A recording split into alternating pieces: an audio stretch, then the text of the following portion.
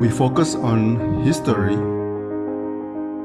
culture, religion, art, social, and philosophy of Nusantara.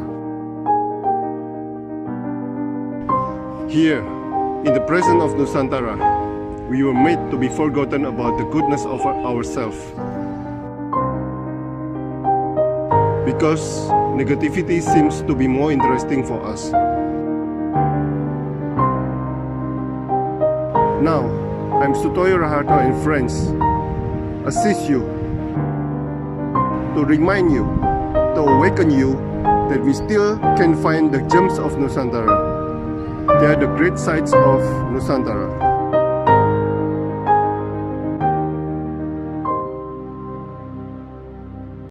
Selamat pagi Mbak Ruri Hargiono, seorang fotografer, pecinta buku ini yang pastinya. Pecinta buku dan pecinta peneliti kuburan ini, kuburan. Penggemar, Pak, penggemar. Bukan peneliti. Oke, Mbak Ruri, kuburan kuno ya. Sewaktu Anda mendengar kata ini, apa yang Anda pikirkan atau rasakan? Silakan. Kalau saya itu sebenarnya asalnya kan dari pecinta sejarah. Jadi suka. Kita tuh hidup berapa tahun sih, Pak? 80, 90 tahun itu udah beruntung kan. Masa kita nggak mau tahu kehidupan sebelumnya gitu. Kalau kehidupan masa depan kan kita nggak akan bisa tahu. Tapi kalau kehidupan masa lalu kan bisa tahu dari catatan-catatan, buku-buku kayak gitu.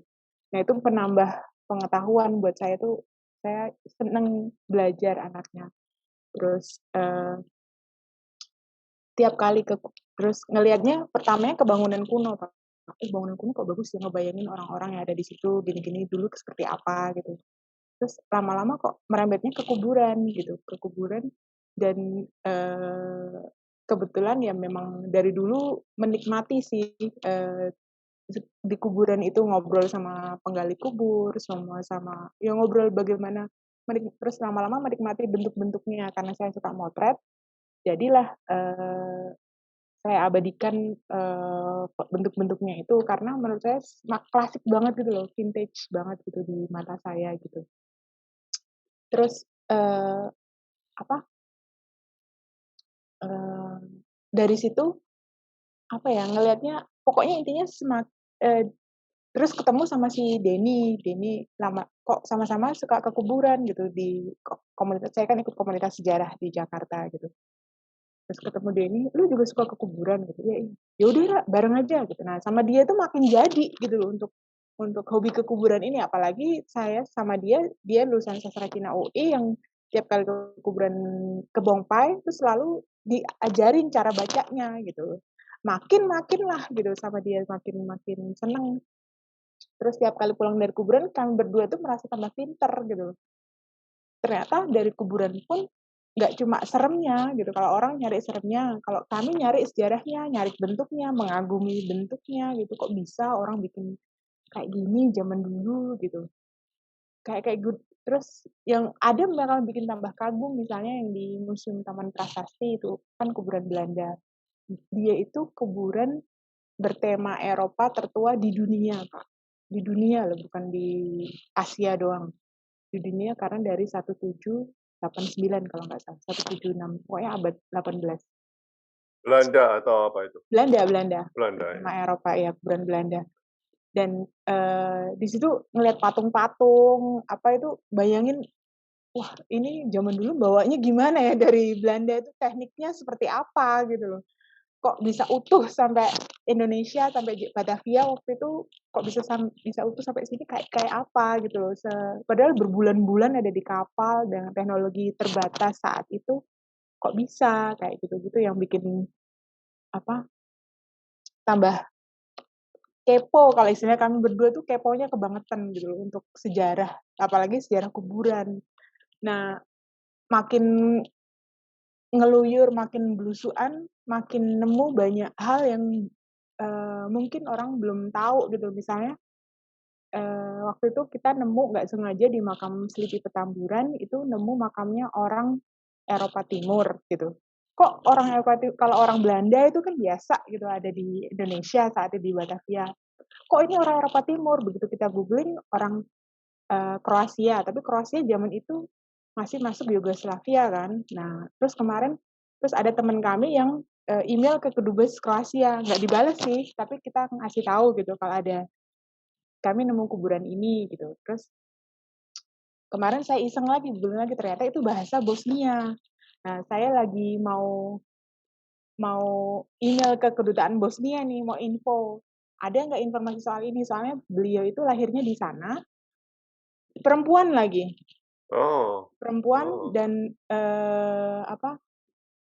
lahirnya di sana terus meninggalnya di Batavia tahun 55. Jakarta deh, sorry kalau 55 udah Jakarta 1955. Nah itu kayak gitu yang bikin apa sih kepo. Terus karena saya juga udah diliput sama media Australia waktu itu kan. Terus ada pembaca di sana dari New Zealand yang minta tolong ke saya untuk nyariin makam kakeknya. Oh, ada ya sampai begitu? Ada, Kak. Wow. Jadi tahun 40, dia 30 atau 40 gitu, tahun 1940 gitu. Dia ngirimin fotonya. Terus saya udah nyari sana sini foto makamnya itu karena beliau sendiri minta tolong itu sudah sepuh gitu loh. Oh, oke. Kalau ada ketemu makamnya nanti beliau baru datang ke Jakarta gitu. Tapi kita udah nyari 2 kali kita ke situ nyari di buku datanya gitu juga nggak ketemu. Kita nyari, Mbak ini kalau nyari di Pemprov mungkin ada, tapi ya ada uangnya Mbak. Ya aku gitu, orang ini nolongin orang kok saya aja nggak minta uang ke dia kok kamu mau minta uang ke saya gitu kan. Iya. Terus tapi di situ juga peraturannya kalau udah lebih dari 15 tahun dan tidak ada yang membayar sudah ditutup sama makam lain. Nah saya nanya ke orangnya, ini ada yang ngurusin nggak? Ada yang bayar nggak? Nggak ada. Oh ya sudah, mungkin sudah terkubur dengan makam-makam lain gitu. Jadi enjoy kesenangan yang saya dapat dari kuburan-kuburan itu lebih apa ya? Saya seneng gitu karena saya tambah pinter aja itu aja sih. Dari kuburan-kuburan kuno itu. Loh, tapi oke. Awalnya memang nggak ada rasa scared atau apa? Saya sebenarnya penakut, Pak. Iya. Nah, Saya itu. takut, saya nggak suka nonton film horor. Saya pokoknya penakut lah. Kalau di rumah sendirian gitu juga takut sih sebenarnya. Tapi rasa kepo saya sama pengetahuan sejarah itu mengalahkan semuanya, Pak. Asal jam 5 saya udah cabut dari kuburan. Dulu sama Denny tuh ke makam Sultan Aceh di Jakarta. Udah jam 5, aduh ini gimana nih gitu. Udah masuk aja gitu. Ya udahlah. Masuk terus foto-foto cepet-cepet langsung keluar gitu. Karena kami berdua sangat sama tidak nyaman dengan kuburan, tapi kami berdua kepo sama sejarah, sama bentuk-bentuknya. Jadi intinya ya kami kan tidak punya niat buruk. Jadi yakin kalau akan baik-baik saja, itu aja sih Pak. Oh, oke. Nah, sewaktu Anda tiba di suatu kuburan kuno, apa yang Anda lakukan? Yang pasti kayak bertamu di rumah orang, Pak. Sopan. Satu itu sopan, saya selalu assalamualaikum, excuse me, atau apapun itu untuk sebelum masuk. Dan saya selalu tidak pernah menginjak sebisa mungkin, walaupun makamnya mepet-mepet, tapi sebisa mungkin saya tidak pernah menginjak makam. Dan selalu minta izin, kalau orang Jawa bilang kan non sewu, pokoknya sopan menundukkan badan gitu loh. Ya sama sih seperti masuk ke rumah orang lain gitu. Kan bagaimanapun kita masuk ke rumah mereka kan. Saya pernah Pak, saya juga suka motret kan, jadi bikin project model hantu gitu di kuburan. Nah konsepnya itu saya harus naik ke atas kuburan untuk orangnya tuh ada di model saya tuh ada di atas tiduran di atas kuburan gitu. Nah sebelum melakukan itu kita tuh minta izin ke yang punya gitu. Mohon maaf ini cuma untuk kepentingan art, bukan bermaksud kurang ajar dan mohon izin supaya kami bisa ini gitu. Saya naik Pak. Setelah itu saya naik ke atasnya dan saya foto-foto terus udah turun dan itu udah 4 tahun, 5 tahun yang lalu ya. Itu sampai sekarang ya nggak nggak minta ya Pak ya, nggak sombong juga, tapi memang nggak ada apa-apa karena setelah kami turun, kami juga terima kasih atas izinnya, semoga tenang di sana. Udah gitu aja, pokoknya kami selalu berdoa untuk mereka-mereka yang sudah, yang beristirahat di tempat itu, gitu. Ya, ya. Nah, itu kan dengan mayatnya tuh ya. Tetapi setelah itu apa yang Anda lihat? Lihat gimana Pak maksudnya? Ya, sampai suatu kuburan kuno setelah berdoa apa yang Anda lakukan gitu loh? Oh, foto. Kalau enggak sebelum kita ke kuburan itu selalu saya brainstorming dulu sih Pak sama teman-teman untuk, besok tuh kita mau ke kuburan A, di sana tuh ada siapa aja sih gitu. Ada sejarahnya seperti apa sih gitu. Misalnya besok saya mau ke Tanah Kusir. Nah, di Tanah Kusir tuh ada siapa aja sih gitu. Nah, kalau di Tanah Kusir itu kan general knowledge-nya itu adalah Bung Hatta. Tapi waktu saya ke sana itu banyak sekali yang sejarah-sejarah baru yang saya temukan. Misalnya waktu tragedi 98 itu kan ada makamnya para pahlawan reformasi kan. Nah, itu reformasi tragedi Semanggi 1, yang ada tragedi Semanggi 2 kalau nggak salah, atau yang kebalik saya lupa. Nah, itu yang tragedi Semanggi 1-nya itu namanya Sigit Prasetyo, itu bapak ibunya tinggal 10 meter dari makamnya, Pak. Karena Sigit Prasetyo ini adalah anak tunggal dan bapak ibunya menjual rumahnya dan beli rumah kecil di dekat Tanah Kusir itu untuk bisa lihat anaknya tiap hari. Jadi ibunya buka warung dan bisa lihat anaknya 10 meter dari warungnya itu, makamnya setiap hari di situ. Dan kayak gitu ya nggak bisa ditemuin apa sih Pak, kalau kita nggak langsung ke TKP gitu loh Pak. Iya, iya, Nggak iya, langsung, iya. kok ternyata ngobrol-ngobrol sama penjaga makam, oh itu ada satu lagi Mbak di sana, ini ceritanya gini, oh ya sebentar, di googling dulu, oh ya ini bagus nih, samperin gitu. Kayak gitu yang tiba-tiba ada pengetahuan-pengetahuan baru yang kita lihat, kita dapat setelah kita ke kuburan gitu Pak. Oke. Nah, kalau kalau oke, itu story. Setelah itu, setelah berdoa, foto, lalu mendapatkan story, lalu apa lagi yang Anda perhatikan? Harusnya Pak, harusnya saya sudah didorong teman-teman untuk bikin buku. Oke. Selama ini saya pernah diwawancara satu media gitu. Pengetahuannya itu cuma disimpan untuk mereka sendiri gitu. Hmm. Kayak gitu yang bikin, oh harusnya dibagi ya gitu. Makanya kami bikin Indonesia Graveyard itu dari situ Pak. Awalnya cuma teman-teman doang kan, karena nggak semua orang suka kuburan. Yang suka sejarah banyak, tapi yang suka kuburan belum tentu. Ya, ya, ya.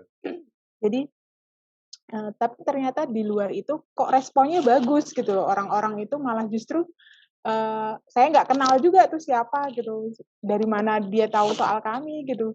Terus kok Mbak ada Min kalau bilang kan, Min ada kuburan di sini, terus ya udah kirimin aja gitu. Jadilah saya repost itu berbagi.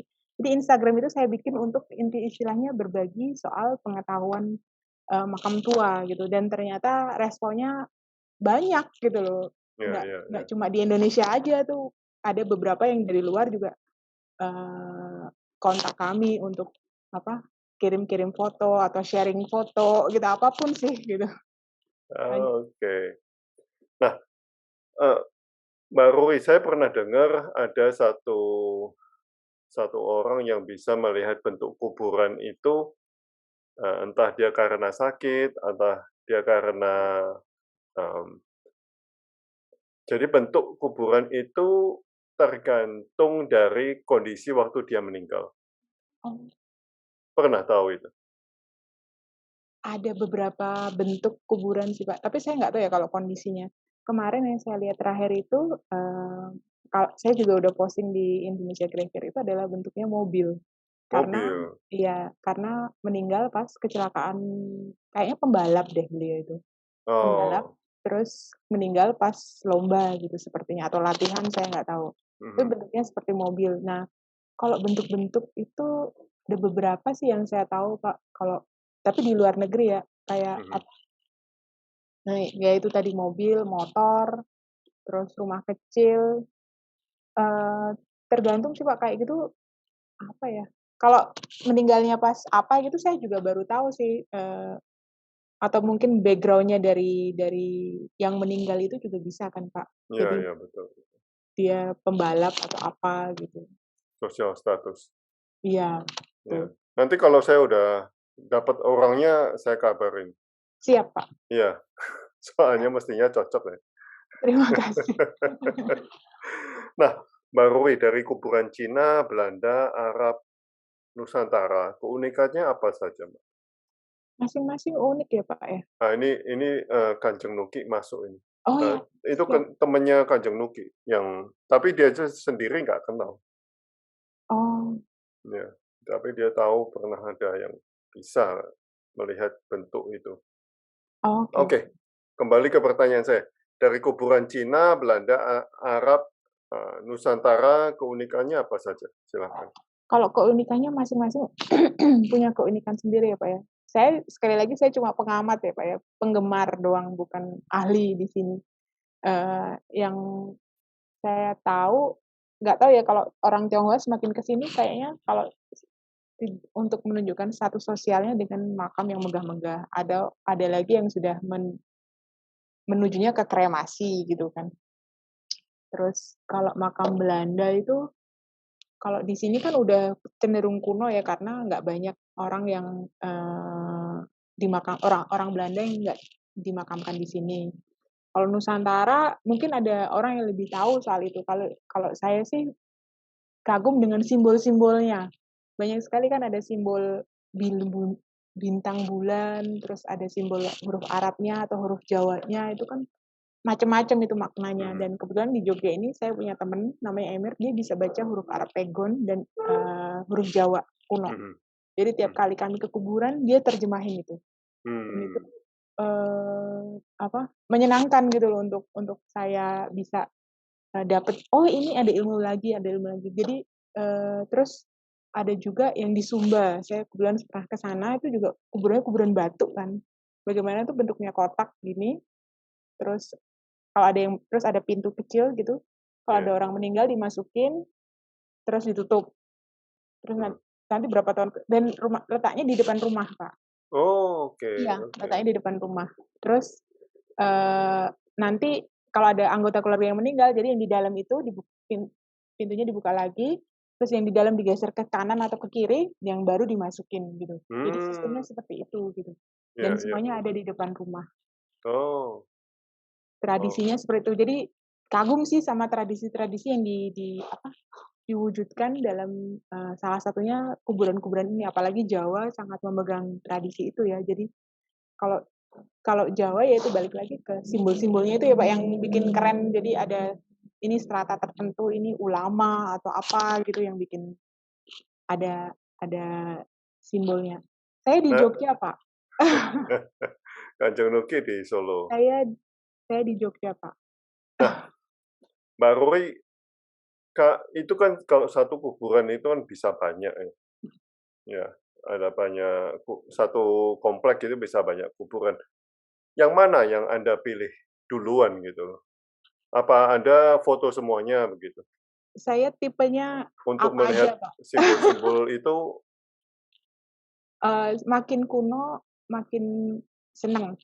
oh, oke. Eee, yang pasti, makin unik, makin kuno, tapi kalau kuburan apa aja, saya apa aja sih, Pak, hajar, asal bentuknya menarik dan unik. Oh, oke. Tapi Oh, untuk simbol-simbolnya saya terus terang belum mempelajari itu, Pak. Saya hmm, hanya balik lagi saya hanya penggemar penggemar, iya iya. seneng sama makam-makam tua ini, gitu aja Oh, sih, Pak. berarti Anda foto hampir semuanya Anda Iya, foto? heeh. Oh, wow wow. Dan kebanyakan kalau satu komplek mesti ada kesamaannya kan ya? Iya, ada. Banyak yang seperti, kalau di oh tapi nggak sih, tapi waktu di Jogja kemarin ada itu Pak, makam dari tahun 1700-an, makam Jawa gitu. Tapi mungkin dari keluarga besar mereka, namanya kan ada Ki siapa, Nyi siapa gitu kan, saya Mhm, juga lupa. Tapi di depan mereka tuh ada salib besar gitu, Pak. mhm. Jadi, mungkin keluarga mereka sudah beragam gitu loh agamanya yang bikin menyenangkan gitu loh maksudnya. Ini makam Jawa di depan ada makam Kristen, yang di lain ada di belakangnya lagi ada makam Islam. Jadi suatu keluarga itu mencerminkan kalau mereka itu berasal dari berbagai agama dan itu Oh, yang menyenangkan kalau saya lihatnya gitu di situ. Kok ternyata bisa gitu loh. Kok orang yang hidup nggak bisa gitu. iya iya. Yang mati aja bisa gitu. Nah, kalau nah, kan yang pergi ke Peneleh siapa? Jalan. Peneleh. Oh, belum Pak. Jadi itu ada salah satu followers kami yang orang Surabaya. Oh, foto. Ya, dia kebetulan dokter kalau nggak salah di rumah sakit mana gitu. Terus dia follow kami. Terus dia sering tuh foto-foto untuk kami gitu. Dan kebetulan kemarin juga kebetulan ada warga Inggris yang minta tolong nyari makam nenek buyutnya. Nah, kami sedang dalam proses itu Pak sebenarnya. Minta Oh, tolong. tapi di mana nggak tahu? Nah, itu beliau tuh cuma ngasih info nama gadisnya sama nama suaminya. Mhm. Ketemu Pak, di Google ketemu nama gadisnya siapa, nama suaminya siapa, tapi makamnya belum ketemu. Dan kalau nyari di Peneleh itu kan gede banget Iya iya iya iya. dan belum tentu ketemu. Nah ini Oh, tapi, sudah diidentifikasi di Surabaya begitu? iya, Oh, oke. dia tahu di Surabaya. Nah Surabaya juga bukan kota yang kecil kan untuk Mhm. ini kan. Nah ini makanya minta perlu proses panjang sih. Dan itu sudah setahunan inilah minta tolongnya dan dia juga nggak berharap kita nemuin sih. Tapi ya at least kami membantu dengan media sosial yang saya punya gitu untuk teman-teman itu. Nah, Mbak Ruri, di Surabaya juga katanya ada makamnya Hitler, apa benar itu? Aduh, itu kalau itu nggak Hoax? cuma di Surabaya sih Pak, di Megamendung di Bogor juga ada kan makam Oh, Jerman kita nyebutnya kan. Itu apa? Mereka itu ada berapa ya? 6 atau 8 makam gitu. Atau 10 ya, sekitar itulah pokoknya nggak banyak. Itu dipelihara, dirawat oleh kedutaan Jerman. Jerman. Heeh. Nah, tapi mereka itu adalah tentara Jepang kalau nggak salah yang tapi bukan Hitler Pak intinya di sana itu. Tapi kalau makam Hitler itu wah simpang siur ya Pak ya. Simpang Kalau siur, oke. iya saya sebagai penggemar nggak berani tuh untuk Iya iya iya iya. saya juga untuk percaya aja saya belum berani gitu. Apalagi untuk menyatakan kalau itu benar makam Hitler gitu loh. Iya iya Itu iya. karena itu butuh penelitian yang lebih Loh, lanjut dan kalau yang di apa, yang di Jawa Barat itu ada 6 makam, isinya orang Jepang? nah itu belum tahu Pak saya. Malah Enggak, belum pernah. yang diurus sama ini, kedutaan Jerman? Oh, yang di itu iya, isinya ada yang di Megamendung Bogor itu Pak. Oh, isinya orang Jerman tapi Iya, kuburan isinya orang Jepang tapi kuburan Jerman? orang Jerman Pak. Oh, orang Orang Jerman. Jerman. Iya, di Oh, simbol-simbolnya juga ada di situ dirawat oleh kedutaan Jerman gitu. Ada mmm, tulisannya sih. Bisa di-googling kok ada tempatnya kok, Pak. iya iya iya, mestinya orang penting itu. Iya. Iya iya. Nah, kuburan paling kuno yang sudah pernah Anda kunjungi bertahun berapa, Mbak Ruri? Mmm, kalau tahu makam kalau tahu Soubengkong, Pak. Soubengkong itu Kapitan Tionghoa pertama di Indonesia, di Mhm Batavia, sorry, mhm di Batavia. Dia itu meninggalnya tahun 1600 tengahan gitu. mhm. Sepanjang yang saya tahu, yang saya ingat, karena makamnya itu ngenes kalau sama orang orang Mmm, Jawa bilang. Jadi atasnya jemuran, sampingnya kamar mandi mmm. umum gitu. Terus kalau hujan banjir gitu. Oh, Kasihan gitu walaupun udah ada yayasannya sih Pak sebenarnya Yayasan Saubengkong tapi, nggak tahu kok belum ada yang apa, merawat itu lebih lanjut gitu loh dan itu termasuk salah satu makam kuno. Ada mungkin beberapa Pak, tapi saya nggak hafal tahunnya sih, iya iya iya. gitu. 116 berarti ya? 1600-an. 1600-an ya? Mhm. Wow wow. Nah, Iya. Mbak Ruri, ada nggak yang kuburan tetapi sebetulnya kosong begitu, tapi masih Oh, Ya. Itu kalau mungkin ada yang lebih tahu ya, mungkin Kanjeng Nuki lebih tahu atau mungkin yang lain lebih tahu. Jadi katanya sih yang saya baca-baca itu zaman dulu orang Jawa tuh lebih cenderung misalnya mereka mau melindungi sumber air. Sumber air Hmm. buat desa mereka sendiri. Hmm. Sumber air itu nggak diambil orang, mereka bikinlah makam di Wah. situ biar orang serem mau ke situ padahal di belakangnya ada sumber air. Ya. Katanya seperti itu atau sumber apalah harta mereka sendiri, sawah atau apa sih tanaman-tanaman yang mereka pengen keep untuk mereka Hmm. sendiri itu katanya seperti itu. Tapi ada juga yang memang beneran. Tapi ada juga yang bilang itu kalau orang istilahnya orang keraton gitu yang berdarah biru itu mereka kan pasti punya musuh kalau zaman dulu kan. Nah, Hmm. untuk mengelabui musuhnya.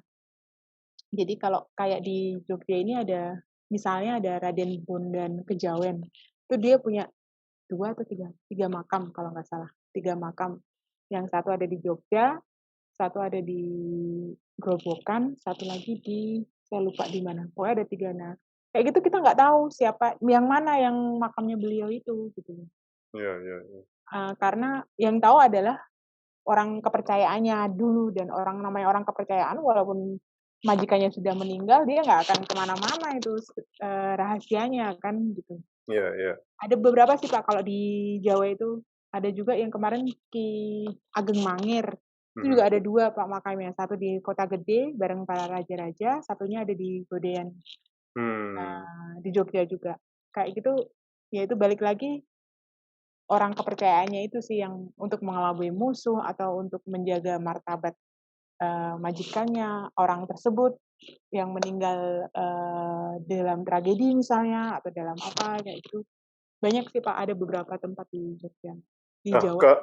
kalau di China itu ada tradisi begini, eee, raja ya, raja punya jubah atau bajunya itu dikubur, itu menjadi satu kuburan, Oh, ya. Apakah di Nusantara punya tradisi ini? se kemarin sih menurut teman saya kalau kalau nggak salah ya Pak ya, kalau nggak salah tuh pernah ada yang bilang kalau orang meninggal itu raja meninggal itu bajunya dilarung ke pantai selatan. Gitu, Hmm. katanya. Tapi yang terakhir saya juga baru tahu nih kemarin waktu Gusti Mangkunegoro meninggal itu, Mhm. ternyata nggak dikafan. Saya baru tahu kemarin itu. Ada literatur soal itu kenapa tidak dikafan, kenapa ini, kenapa itu, karena memang kalau keluarga raja memang tidak dikafan karena tradisinya seperti itu. Oke, oke, oke. Wow. Iya, Eee, jadi dianggap sebagai sebagai kuburan sudah kalau kalau di Cina? iya, oh gitu. Iya, jadi Oh, jubahnya itu juga suatu hal yang sangat-sangat penting untuk jadi ada rakyat. beberapa tempat untuk satu raja juga, Pak? Yes, ya, Oh. ya misalnya, ya mungkin apa, eee, mungkin kalau di sini apa itu istilahnya saya lupa, bukan makam, tapi pesarean ya mungkin ya. Mmm, Ya, ya. Tapi itu persemayaman.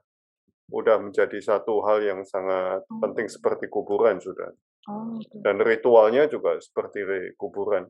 Mmm. Ya, ya. Heeh. Nah, apa pernah mengalami hal-hal misterius dalam perjalanan keluyuran di kuburan, Pak?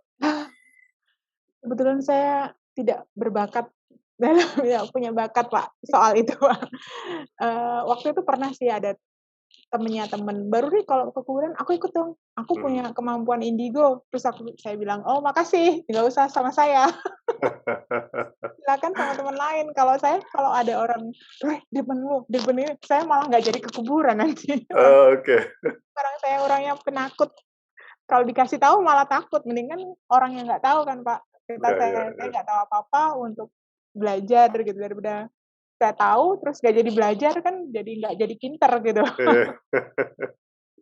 Tapi pernah mengalami hal-hal misterius begitu?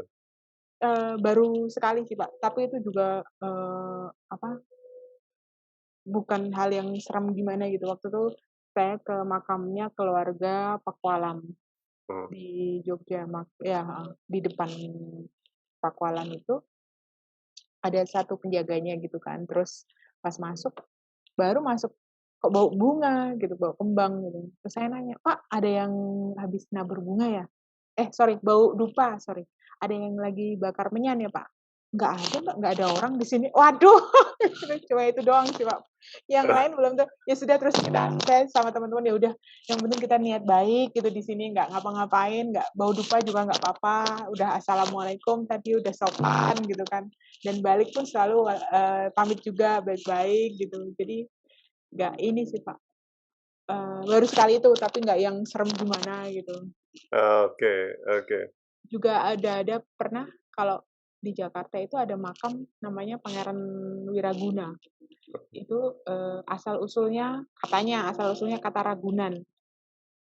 Dan ada yang itu kalau masuk rumah makamnya itu kecil, Pak, kayak rumah kecil 3x3 gitu, tapi rumah gitu. Ada atapnya gitu, dan kalau masuk tuh makamnya nggak kelihatan. Adanya tempat tidur, Pak, sama Oh, kelambu. Sama kelambu oh, putih gitu. iya, iya, iya. Makamnya juga alas putih, spraynya juga putih. Ada Makamnya di kasurnya? bawah, ya ada kasurnya. Di Oh, bawahnya itu ada makamnya itu. Nah, oh, kalau orang yang bisa lihat, itu sebenarnya beliau itu tidak dimakamkan, tapi di atas tempat tidur itu gitu. Makanya banyak orang yang nenepi kalau orang bilang ya. Nah, waktu itu juga saya sama teman itu pas ditutup kan, kok dikunci gitu kan. Terus ada tulisannya, kunci ambil di bawah gitu. Ternyata di bawah itu, di luar makam itu ada satu penjaga gitu, dia sama cucunya, kakek-kakek sama cucunya gitu. Mau pinjem kunci gitu. Oh ya gitu. Tapi udah kakek-kakek sama cucunya itu udah kepikirannya udah macam-macam. Terus pas masuk, tapi pas buka pintu gitu langsung ser gitu rasanya tuh, wah hawanya kenceng banget nih gitu. Terus teman saya cuma pilih di luar, saya pilih ke luar, terus teman saya pakai sarung terus sholat di dalam situ, saya nunggu di luar. Mau ngeluarin kamera untuk motret aja nggak berani, Pak. oh, Jadi kalau ada sih di Google fotonya, tapi saya untuk motret saya nggak ada kekuatannya waktu itu. Saya intinya gini, Pak. Kalau saya nggak mau maksain, setelah saya ngerasa berat buat iya, iya. saya nggak mau nge-push gitu loh. Hmm, Nggak mau nge-push itu di luar. Intinya saya udah punya sinyal kalau itu berat buat saya, jadi saya nggak mau push untuk lebih jauh gitu. Misalnya saya udah tau berat, tapi saya motret gitu. Saya iya, nggak iya. kayak gitu. Jadi main feeling, Ah, Pak. nah, beliau siapa? Ya itu tadi, ada beberapa versi sih, Pak. Katanya beliau itu orang Belanda yang sudah membelot ke Nusantara Oh, gitu. gitu. Terus Tapi dikasih bukan gelar, nama Belanda, Pak. iya dikasih gelar sama Sultan Banten untuk jadi namanya Makam Wiraguna. Ada juga yang bilang itu orang pribumi yang sudah berjasa, terus jadi namanya diabadikan jadi nama Ragunan, daerah Ragunan, kayak Hmm. gitu-gitu sih, Pak. Dan itu makamnya di belakangnya Mall Pejaten Village, gede gitu, belakangnya makam satu itu. Oh, oke, oke. Iya. Wow, wow. Nah, kalau Anda lihat kalau saya lihat ada beberapa kuburan yang di antara gedung-gedung tinggi ya. Mhm. Iya. Eee, apa di balik cerita itu? Mengapa kok nggak dipindahin dan sebagainya? Pernah mendengarkan cerita-cerita itu? Yang pasti nggak tahu ya, Pak, ya, kalau kayak gitu ada sih makam-makam yang di Solo itu juga di belakangnya Gor Sriwedari ya. Mhm. Itu sampai di pinggir jalan, Pak, ada yang Ya itu. dari salah satu follower itu. Kayak kayak gitu yang apa sih, orang turun-temurun, terus dari mulut ke mulut yang nggak berani, itu jangan, kalau pindah nanti kamu begini loh, kalau dipindah nanti kamu begini loh, kayak gitu. Dari mulut ke mulut itu sih, Pak. Tapi ya percaya nggak percaya sih, Pak, jatuhnya. Ya, ya, ya, Kalau ya. saya bilang gitu, untuk Oh, ya, ada sih beberapa makam di Kuningan, saya waktu itu sama teman saya juga ada makam Pangeran Kuningan. Itu benar-benar di kompleks Kuningan, Pak. Kompleks elit oh, itu ada satu iya. makam Pangeran Kuningan dan nggak diapa-apain, ada di situ. Dan mungkin orang yang kerja di Kuningan pun nggak tahu kalau ada makam itu. Di di Beringharjo itu ada satu, Oh iya, ya, ada Pak. Itu makam bayi anak, rasanya, anak ya kecil ya, anak kecil. Karena tapi udah dipindah apa belum itu? iya, karena dulu, ada, fotonya yang di Kuningan, coba nanti saya tanya. Oh, Waktu itu teman saya yang ke sana. Eee, apa, kalau yang di Beringharjo itu dulu makam Belanda, Pak, di sana. hmm, Dulu kompleks makam Belanda, terus ketika akan dibangun pasar, makamnya dipindahin ke daerah Purawisata, THR. hmm, Nah itu, hmm. jadi ada beberapa yang, dipindahin ke sana, tapi katanya nisannya ini tetap balik lagi ke situ, walaupun sudah Oh, dipindah ke THR. Jadi orang-orang ya udahlah taruh di pinggir situ aja daripada toh nggak ganggu juga gitu kan. oh, Ya jadi di Purawisata itu ada makam ya Belanda sih, Kerkhof, tapi sekarang jadi makam Kristen hmm, di Jogja ini gitu. Dan itu ada beberapa tokoh yang dimakamkan di sana kayak Kasian Sefas itu fotografer Bumi Putra pertama, mhm, di Jogja. Beliau orang Nusantara, terus mhm, kerja sama, eee, Belanda, Belanda, sorry, berguru foto sama orang Belanda, terus diangkat jadi fotografer keraton. Jadi hmm, banyak sekali menghasilkan foto-foto, keraton zaman dulu, termasuk yang mengabadikan foto Borobudur. hmm, Pertama-pertama itu zamannya Raffles, nah itu ya, beliau itu. oke, Ketika Borobudur pertama kali direstorasi, tapi sayangnya makamnya itu nggak ada bekasnya. Saya udah upload juga di Indonesia Graveyard itu, nggak ada bekasnya sama sekali. Jadi apa, nisan pun nggak ada. Jadi ada 2 makam berdampingan, lah tengah-tengah itu udah di lantai keramik dan Kasihan Sefas ada di bawahnya situ, di bawah nah, lantai keramiknya itu. Anda kok bisa tahu? Dari orang-orang, dari penjaga kuburan, dari literatur yang saya baca gitu. Nah, yang Itu karena kanan dan kirinya milik siapa? nggak tahu, nggak kenal, Pak. Oh Nggak, gitu, katanya sih bukan keluarga, cuma sayangnya ada yang bilang, nisannya disimpan keluarga. Beliau meninggal tahun 1912. hmm, Eee, ada yang bilang nisannya disimpan keluarga, ada yang bilang, itu kan pindahan dari Beringharjo. ya Terus ya ada yang ya, bilang juga, eee, yang bangun lantai keramik itu nggak tahu kalau di situ tuh ada makam, sebenarnya makam orang oh, penting gitu loh. iya Karena iya, memang nisannya ada sih kalau dicari di literatur atau di Google itu, foto nisannya gitu. Tapi alasan kenapa keluarga menyimpan nisannya itu nggak tahu, Pak, sampai iya sekarang. iya, Saya juga belum ketemu keluarganya yang mana gitu. iya iya iya. Wow, interesting ya. Nah, Iya. teman-teman ada yang mau bertanya? Silakan. Jika Anda melihat kuburan-kuburan ini ya, apa konklusi Anda tentang manusia Nusantara? Silakan. Atau Eee, manusia yang berada di Nusantara di yang negeri pasti ini. mereka Nusantara tuh punya tradisi masing-masing untuk memakamkan itu yang tadi saya bilang kayak di Sumba itu yang kebetulan saya pernah lihat itu, Mhm kuburan batu. mhm Itu bagaimana mereka menyimpan keluarga itu di depan rumah, mhm jenazah keluarga di depan rumah. Ada juga yang bilang, kalau pernah lihat foto Marlina dan apa gitu, si pembunuh dalam 4 babak gitu kalau nggak salah, film Indonesia. Itu juga menggambarkan kalau orang meninggal di Sumba itu disimpan dulu, Pak, di pojok rumah gitu, hmm, tutup kain, dikasih obat, udah dikasih formalin atau apa gitu, tutup iya. kain, terus disimpan di situ, dianggap masih hidup sampai sebulan kalau nggak salah. Jadi tetap Sebulan? iya, kalau nggak salah ya, sebulan apa 2 bulan gitu. Terus tetap dianggap menjadi bagian dari keluarga itu. Wah, mhm. Dia tetap diajak ngomong, apa gitu, dengan hanya dibungkus dan mukanya diliatin gitu, Pak, diginiin gitu. Nah, itu saya nggak tahu prosesnya, saya belum baca sih sampai prosesnya dia memakamkan ke makam batunya itu, atau mungkin yang dibungkus itu menunggu adanya biaya untuk pemakaman gitu juga bisa jadi sih, Pak, untuk kayak gitu. Tapi yang saya tahu itu masih yang meninggal itu masih ditaruh di pojokan di ruang keluarga itu Iya dan iya. dianggap seperti masih hidup. Oh, bagus banget itu ya. Iya, Iya iya iya kayak iya. kayak gitu yang bikin, apa sih, Ya memang macam-macam ya, Pak, ya, tradisi pemakaman itu yang memang harus digali lebih lagi, saya juga harus baca lebih banyak lagi soal tradisi pemakaman, nggak cuma nunggu berapa hari, nunggu keluarganya, ini itu, atau nunggu tradisi, atau menurut agama ini, agama itu, gitu.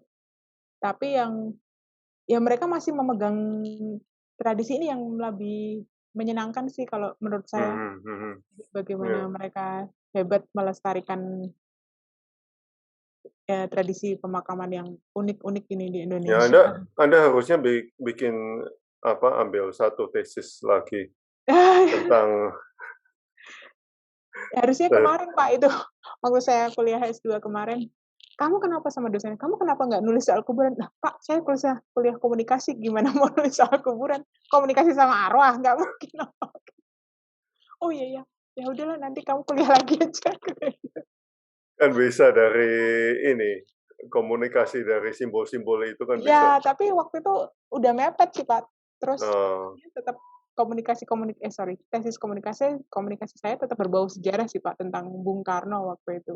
eee, Oh iya, udah dapet. Oke, terima kasih. wow, interesting banget ini Iya. risetnya.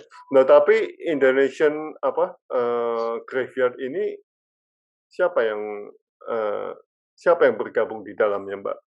Jadi, saya tuh dulu sama Denny, Mhm, almarhum. iya iya, Itu kan kami karena hobi banget ke kuburan, terus mhm habis itu upload foto-foto di Instagram kami sendiri, mhm. terus diprotes sama teman-teman, "Lu ngapain sih ngotor-ngotorin feed gua aja?" Gitu kan. Lah, oh ya udahlah gitu, kita bikin sendiri aja lah gitu. Bikin sendiri, kok, terus ternyata ya itu, kita berbagi pengetahuan di sini ada makamnya ini, di sini sejarah singkatnya seperti ini, kok, pada seneng gitu, ternyata nggak cuma kita berdua nih yang seneng gitu, Iya iya iya. ternyata banyak gitu dan, efeknya ke mana-mana gitu karena, apa ya, kalau kemarin ada tulisan temen terakhir itu, dia bilang gini, "Rur, eee, lu mau ngebersihin kuburan yang nggak orang yang nggak lu kenal aja itu sudah membuat doa-doa yang selama ini ke mana-mana, nggak tahu ujungnya mungkin ada doanya anak untuk kakek-kakeknya, doanya nih nggak tahu nih ujungnya ke mana gitu. Begitu lu bersihin, oh itu doanya di situ gitu, ke situ gitu kan. Oh doanya ke orang ini, kayak kayak gitu yang, oh gitu ya, gitu. Jadi ada perspektif baru lagi buat saya gitu loh, Iya iya iya. apa, yang kami lakukan ini banyak manfaatnya gitu. Nah, eee kalau soal Indonesia Graveyard itu ya balik lagi tuh dari protes teman-teman sih, Pak. Terus karena udah diliput kanan kiri jadi followers-nya banyak banget dan semua mengapresiasi sih, Pak, untuk ini. Dan saya juga seneng, anaknya seneng berbagi pengetahuannya itu sih, Pak. Jadi apa yang saya baca, saya belusukan, nah itu yang saya bagi dan selalu responnya selalu menyenangkan gitu. Saya kalau jadi saya merasa sebagai manusia itu saya merasa berguna gitu, Pak, untuk orang lain gitu, dengan berbagi pengetahuan. Interesting sekali. Kita harus coba di Jogja, Mbak Ruri. Oh, boleh, Pak, silahkan. Loh, Mbak Ruri, tapi saya lihat ada yang nisan-nisan yang bertumpuk-tumpuk, berarti itu dalamnya udah diambil ya? Nah, kayak gitu juga, eee, saya udah pernah nanya sih, saya nanyanya tuh selalu tiap kali ke kuburan tuh selalu nanya, yang sedetail mungkin gitu loh. Ya ya ya Tapi ya. tetap yang saya tanya itu tetap, "Nggak tahu, Mbak, itu udah sebelum saya lahir udah ada," kayak kayak gitu. Oh, Mhm. gitu. Susah gitu, terus saya nanya ke orang lain, ke orang-orang sekitar situ juga selalu bilangnya yang sama, "Itu wah itu zaman kapan ya Mbak?" Kayak kayak gitu. Oh, kalau Oh ya. kakek saya nganu, karena digusur oleh pemerintah, jadi ditinggalin kan, Di mana Pak? di Semarang. Oh, oke oke. Jadi kita kremasi tulangnya, ya kita susun kembali tulangnya, lalu dikremasi, Mhm. ya itu bompainya mungkin yang ditumpuk-tumpuk itu. Oh, Ya. iya. Tapi itu saya kayak ada yang komen itu tadi, kalau makam raja di Jogja atau di Imogiri itu juga ada beberapa yang malah dikasih mahkota juga sama Oh, heeh. yang itu di Mesir, jenazah raja di Jogja juga ada yang kalau yang utuh saya nggak tahu ya, tapi di makamnya itu selalu itu diawetkan ya. Kalau ini enggak. Kalau ini benar-benar cuma makam dari keramik yang dengan marmer mungkin yang dengan yang paling bagus, kualitas paling bagus dan ada mahkotanya itu makamnya Pakubuwono ke-10 gitu. Kayak gitu ada mahkotanya. Nah, kalau di Cina begini, Mbak Ruri. Peneliti kalau mau buka kuburan, itu hati-hati. Karena ada 2 kemungkinan. Yang pertama, keluar senjata. Keluar senjata? Ya, jadi mereka sudah planning zaman dulu, kuburan nggak boleh dimasukin orang. Ya, jadi bisa... Dengan arsitektur zaman dulu yang seperti betul, itu. ya. Keluar senjata, satu, yang kedua keluar racun. Gas, semacam gas mungkin ya Pak ya? Ya, jadi mereka sudah planning untuk ratusan tahun atau ribuan tahun sekali ya. yang itu cita-cita yang belum kesampaian sama Denny Pak Wong. Saya harus ke Cina ya. ASEAN, terus dia kan bisa bahasa sana, jadi saya cuma tinggal ngekor di belakangnya kan Pak. Tapi kok beliau sudah dipanggil duluan ya. Ya, di Beijing kan ada Sesanling, itu 13 kuburan raja. Itu kalau baru satu yang dibuka. Nah, waktu satu dibuka itu banyak ini kan, banyak mayatnya prajurit. Soalnya kan prajurit kan ikut masuk ke dalam. Iya, ikut. Ya, sama itu istri tradisinya segala. sangar sekali ya Pak ya. Iya. Ketika rajanya meninggal, prajuritnya harus ikut mati, itu wow, buat saya tuh. Itu kalau mau ke tempat petinya, itu kita seperti masuk ke mall 3 lantai ya. 3-4 lantai. Jadi kita turun tangga itu 3-4 lantai ke bawah. Iya. Oke. Wow. Di Museum Meksiko ada tuh Pak. Museum juga pernah wanita hamil yang utuh. Masih ada bayi di dalam perutnya. Wow, baru tahu saya. Dipajang di tase dalam keadaan. Wow. Interesting banget ini. Iya, banyak sih Pak kayak gitu yang kalau makam di Eropa itu kan makam-makam orang suci itu juga diawetkan kayak gitu. Itu malah nggak serem ya Pak ya? Oh iya, baru tadi ada followers, nggak tahu dia dari Inggris atau dari mana, dia info itu tolong dong ke makam etalase yang di Indonesia. Saya pikir di Indonesia di mana? Jadi makamnya tuh bentuknya kaca Pak atasnya.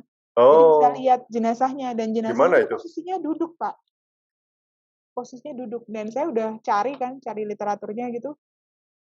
Ternyata di suara.com ya baru tadi saya lihat itu tuh ini bukan di Indonesia katanya, tapi nggak tahu, dari situ juga cuma bilang kayaknya di luar negeri. Nah, di luar negeri di mana juga nggak tahu gitu.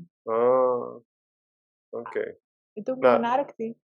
Nah, ini Kanjeng Nuki yang mengatakan ada temannya yang bisa lihat motif kuburan menandakan penyebabnya kematian apa. Betul ya Kanjeng ya? Monggo. Iya, halo. Iya. Oke, saya punya teman, tapi ini teman saya juga, jadi saya belum ketemu ya. Itu dia mempelajari motif nisan. Jadi dia mempelajari spesialis motif nisan. Jadi dari nisan dia tahu ini tahun berapa. Nisan Nusantara ya Pak? Iya, nisan Nusantara. Jadi ini kira-kira era tahun berapa, ini kastanya apa, maksudnya dia putra raja atau ini meninggalnya karena apa, dan sampai detail. Jadi dia juga mempelajari bahannya juga, jadi dia pakai cairan, semacam cairan gitu.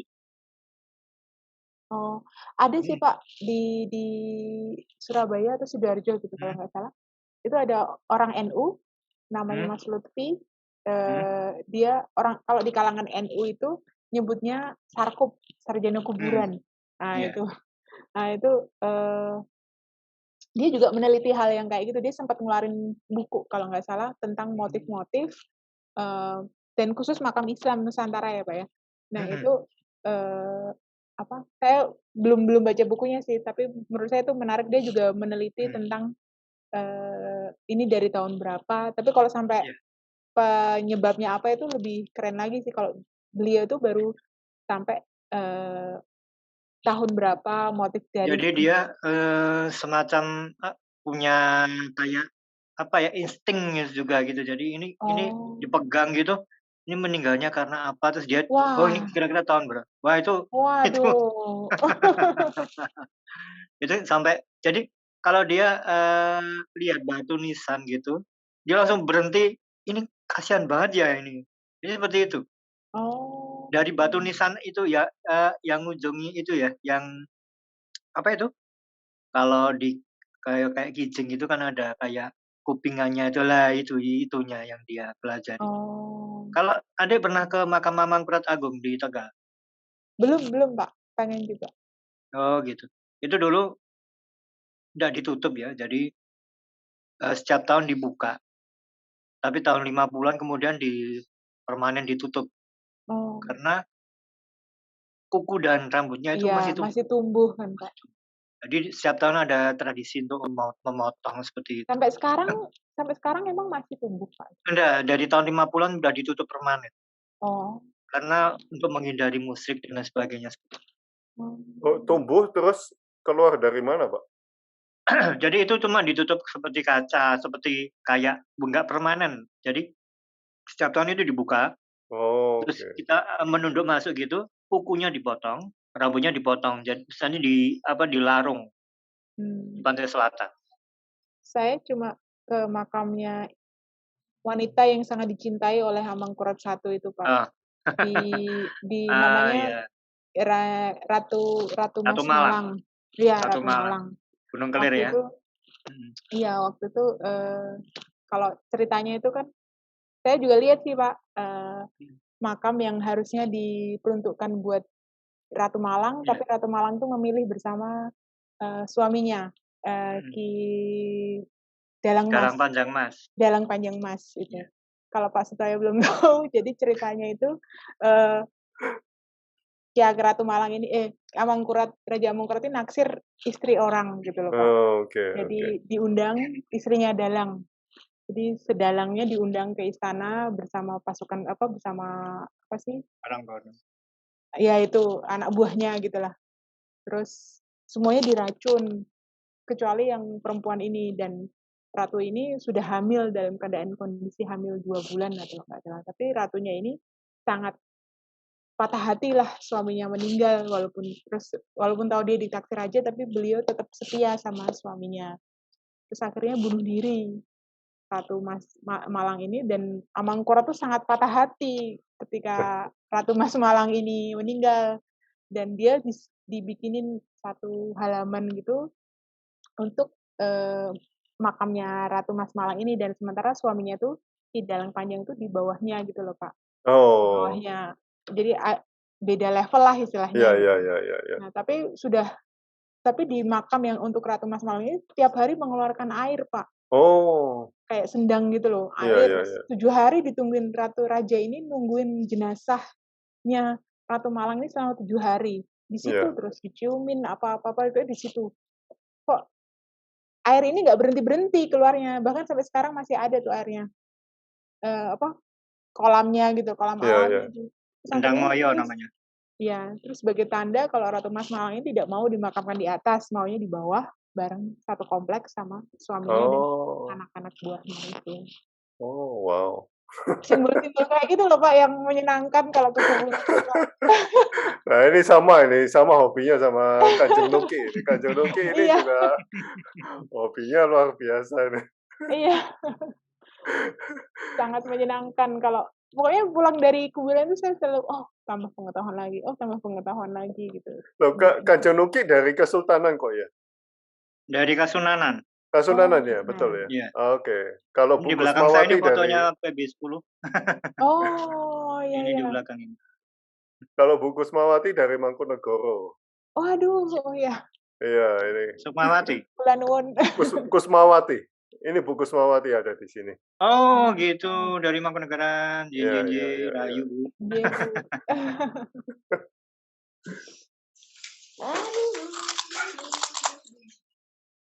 Oke,